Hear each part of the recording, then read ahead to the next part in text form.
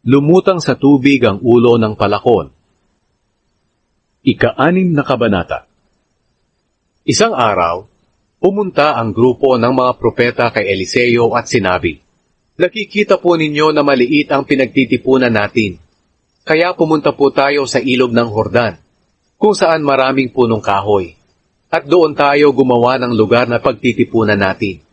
Sinabi ni Eliseo, "Sige, lumakad na kayo." Pero sinabi ng isa sa kanila, "Kung maaari po, guro, sumama na lang kayo sa amin."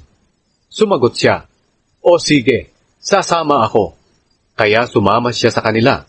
Pumunta nga sila sa ilog ng Jordan at pumutol ng mga punong kahoy. Habang ang isa sa kanila ay pumuputol ng punong kahoy, nahulog ang ulo ng palakol niya sa tubig. Kaya sumigaw siya, "Guro, hiniram ko lang po iyon." Tinanong ni Eliseo, "Saang banda nahulog?" Itinuro niya kung saang banda ito nahulog. Pumutol si Eliseo ng sanga at inihagis ito sa tubig. At lumutang ang ulo ng palakol. Sinabi ni Eliseo, "Kunin mo na." At kinuha nga niya ito.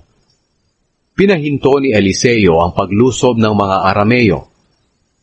Nang nakikipaglaban ang hari ng Aram sa Israel, nagkaroon sila ng pagpupulong ng kanyang mga opisyal at sinabi niya, "Dito ko itatayo ang kampo ko."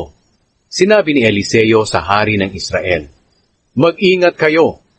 Huwag kayong dumaan sa lugar na iyon, dahil pupunta roon ang mga Arameo." Kaya nag-utos ang hari ng Israel na sabihan ang mga nakatira sa lugar na sinasabi ni Eliseo na maging handa sila.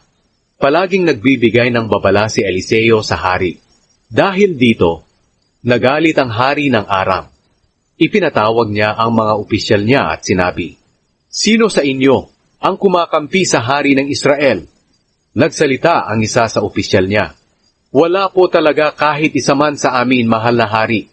Ang propeta sa Israel na si Eliseo ang nagpapahayag sa hari ng Israel ng lahat ng sinasabi ninyo, kahit pa ang sinasabi niyo sa loob ng inyong kwarto." Sinabi ng hari, "Lumakad ka at hanapin siya para makapagpadala ako ng mga tauhan upang hulihin siya." Nang sinabi sa hari na si Eliseo ay naroon sa Dotan, nagpadala siya roon ng maraming sundalo na nakasakay sa mga kabayo at karwahe. Gabi na nang nakarating sila sa Dotan at pinaligiran nila ito. Kinabukasan, gumising ng maaga ang katulong ni Eliseo. Nakita niya ang mga sundalo na nakasakay sa mga kabayo at karwahe na nakapaligid sa lungsod. Sinabi niya kay Eliseo, "Ano po ang gagawin natin, amo?" Sumagot si Eliseo, "Huwag kang matakot.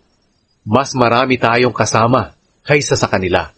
Nanalangin si Eliseo, "Panginoon, buksan po ninyo ang mga mata ng katulong ko para makakita siya." Binuksan ng Panginoon ang mga mata ng katulong.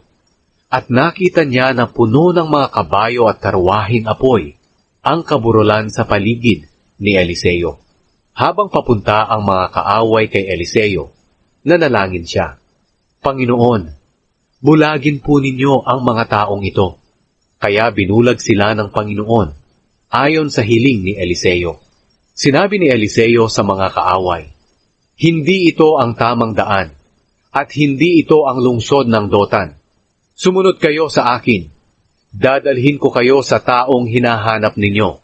Kaya dinala sila ni Eliseo sa Samaria. Pagpasok nila sa Samaria, nanalangin si Eliseo, "Panginoon, buksan po ninyo ang mga mata nila para makakita sila." Binuksan nga ng Panginoon ang mga mata ng mga sundalo ng Aram at nakita nila na nasa loob na sila ng Samaria.